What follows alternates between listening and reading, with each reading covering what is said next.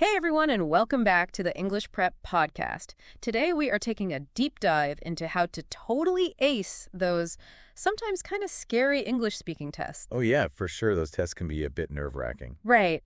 But we're going to help you learn how to think in this really structured way that will totally impress the examiners. We're not just talking about memorizing answers here. Absolutely. It's all about communicating clearly and effectively, not, striving for this robotic perfection.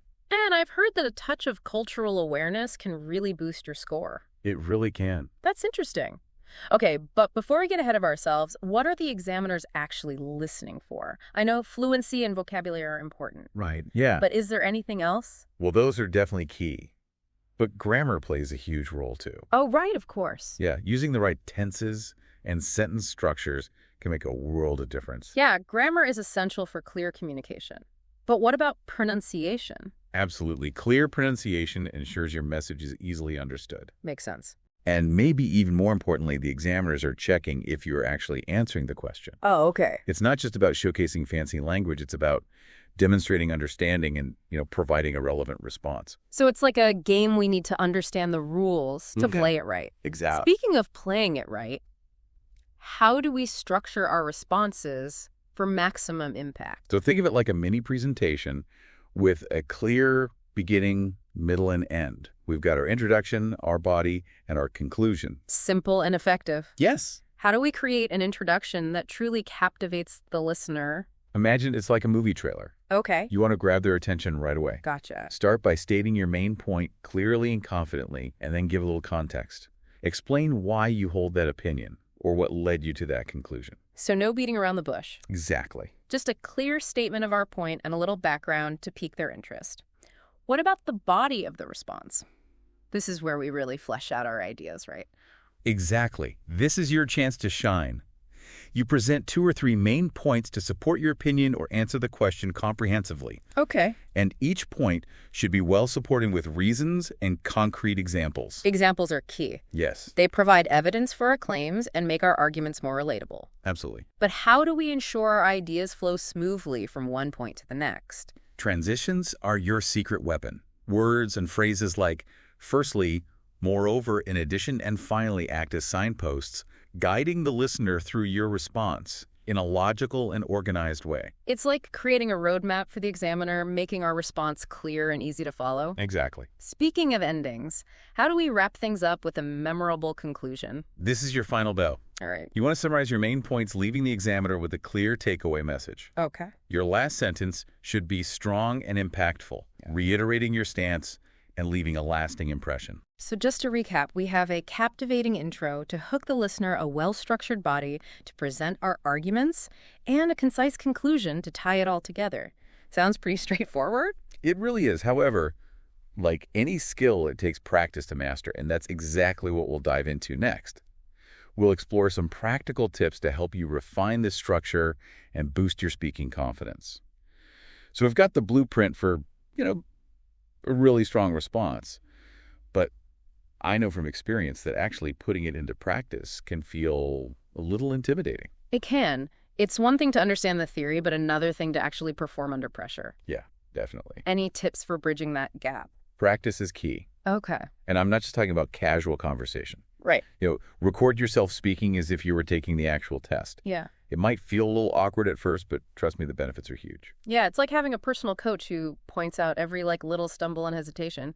I used to cringe when I would listen to my own recordings. Right. But now I see them as valuable feedback tools. Exactly. You can pinpoint areas where you might be rambling or overusing filler words or struggling with pronunciation. Oh, yeah. And speaking of practice, why not simulate the actual test conditions? If you know the test involves answering a question within a time limit, set a timer and practice responding under pressure. Oh, that's a brilliant idea. I remember feeling so flustered by the timer during my first speaking test. Yeah. It's like my mind went blank. Yeah, it happens. Practicing with a timer would definitely help me stay calm and focused. It's all about training your brain to perform under pressure. But beyond practice, there's another crucial element for success: confidence. Confidence, yes. But how do we summon that inner swagger when we're feeling those pre-test jitters? It all starts with a positive mindset. Yeah. Remember, everyone makes mistakes, even native English speakers. Oh, for sure. But don't beat yourself up if you stumble over a word or two. Right. Instead, focus on your progress and celebrate your achievements. It's like learning any new skill. There will be bumps along the way, but with persistence and a positive attitude, you'll eventually master it. Speaking of mastering it, have you ever tried visualization techniques? Visualization is incredibly powerful. Before your test, take a few moments to close your eyes and visualize yourself speaking clearly, confidently, and engagingly. Picture yourself maintaining eye contact, using expressive gestures, and delivering your response with poise. I've heard athletes use visualization to improve their performance. Why not apply it to speaking tests as well? Exactly. It's all about creating a mental image of success. Visualization can reduce anxiety and boost your confidence by programming your mind for success. But let's not forget about those pesky nerves that tend to creep up right before the test. Oh, yeah. How do we deal with those? The jitters, they can be quite distracting. Any strategies for taming them? Simple breathing exercises can do wonders. Okay. Before you start speaking, take a few deep breaths, inhaling slowly and exhaling fully. This will help calm your nerves and steady your voice. I've also found that pausing briefly before starting to speak can be very helpful. Yeah, for sure. It gives me a moment to gather my thoughts and project a sense of confidence. That's an excellent tip. Remember, it's not a race. Right. Taking a moment to pause and think can actually make you sound more thoughtful and in control. Now let's shift our focus to the language itself. How can we level up our vocabulary and grammar specifically for speaking? That's what I'm talking about. What are your go-to strategies for expanding vocabulary and mastering those tricky grammar rules? Immersion is key. Surround yourself with English as much as possible. Read books, watch movies, listen to podcasts. The more you expose yourself to the language, the more words and phrases you'll naturally absorb. It's like osmosis. Just by being immersed in the language, we start to internalize its rhythms and patterns. Exactly. And don't just passively consume content. Okay. Actively engage with it. Jot down new words and phrases that catch your eye, look up their meanings, and try to use them in your own conversations. I find language learning apps incredibly helpful for this. Many of them have fun games and exercises that make vocabulary building engaging and effective. Those are great tools. Another effective strategy is simply to talk to people in English as often as possible. Yeah. The more you practice speaking, the more fluent and confident you'll become. But I know some learners worry about using overly complicated words or grammar in an attempt to impress the examiner. It's tempting to try and show off our vocabulary, but is that really the best approach? Yeah. I'm curious to hear your perspective.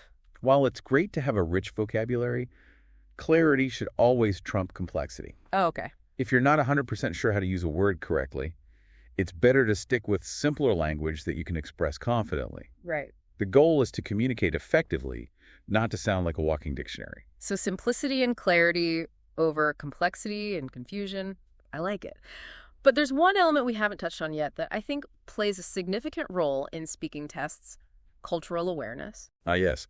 Cultural awareness is often overlooked, but it can make a world of difference in how your message is received. Oh, interesting. English tests often include topics related to everyday life, current events, or social issues. Right. Having an understanding of the cultures of English-speaking countries can really enhance your responses. It's like having an insider's perspective. You can relate to the topics on a deeper level and provide more nuanced insights. But how exactly can we develop this cultural awareness? There are many ways. Familiarizing yourself with common idioms and expressions can make your English sound more natural and idiomatic. Oh, idioms. Those can be tricky. Yeah. But they add so much color to the language. Any other tips for boosting our cultural IQ? Staying informed about current events in English-speaking countries is crucial. This will provide you with relevant examples to support your arguments and demonstrate your engagement with the world around you. So reading news articles or watching documentaries about different English-speaking cultures could be really beneficial. Absolutely. It's like opening a window into another way of life. And lastly, I can't emphasize enough the importance of avoiding stereotypes. Right. It's essential to be respectful and inclusive in our language. We want to connect with the examiner on a human level, showing them that we're thoughtful and informed individuals. Exactly. It's about showcasing your personality and understanding going beyond just grammar and vocabulary. Now, we've covered a lot of ground structuring responses, practicing effectively building confidence, expanding language skills, and embracing cultural awareness. But before we wrap up, there's one more crucial topic. We need to address common pitfalls that can trip us up during speaking tests. Ooh, let's shine a light on those pitfalls so we can avoid them like the plague. What are some of the most common mistakes English learners make during speaking tests? So one of the biggest culprits is rambling. When you get nervous and start talking in circles without making a clear point. Oh, yeah, I know that feeling. Your mind is racing and you just start throwing words out there hoping something will stick. Exactly. But remember, structure is your friend. Stick to your intro, body, and conclusion, and make sure each point you make is relevant to the question. So it's like having a roadmap to keep us on track. Don't let those nerves lead you down a conversational rabbit hole. What else should we watch out for? Another common mistake is the overuse of filler words. Those pesky likes and knows that creep into our speech when we're trying to gather our thoughts. Yeah, we're all guilty of using filler words from time to time, but in a speaking test, they can really make us sound less confident and fluent. Right, so instead of relying on fillers, practice pausing. It might feel a little awkward at first, but a well-placed pause can actually make you sound more thoughtful and deliberate. It's like that saying, silence is golden. Sometimes a moment of quiet can be more powerful than a string of filler words. Great advice. Anything else? Yeah, one more thing. Lack of organization, jumping from one idea to another without a clear structure, can leave the examiner feeling lost and confused. It's like trying to navigate a city without a map. You might eventually get to your destination, but it's going to be a much more frustrating journey. So how can we avoid getting lost in that conversational maze? Practice outlining your responses mentally before you start speaking. Think about the key points you want to make, and the order in which you want to present them. This will help you stay focused and ensure that your response flows smoothly. Organization is key. It's like building a house. You need a solid foundation and a framework to support your ideas. Any final words of wisdom before we wrap up? Just remember that effective communication is a skill that develops over time. The more you practice, the more natural and effortless it will become. Don't be afraid to make mistakes, learn from them, and keep striving to improve. Great advice. It's all about embracing the journey and celebrating our progress along the way. Well, that brings us to the end of our deep dive into mastering English speaking tests. Hopefully, you feel more equipped to tackle those speaking challenges with confidence and clarity. And remember, these techniques aren't just for tests. They're valuable for clear and effective communication in all areas of life. So keep practicing, keep learning, and let your voice be heard. That's a wrap. Thanks for joining us on the English Prep Podcast. We'll see you next time for another deep dive into the world of English learning.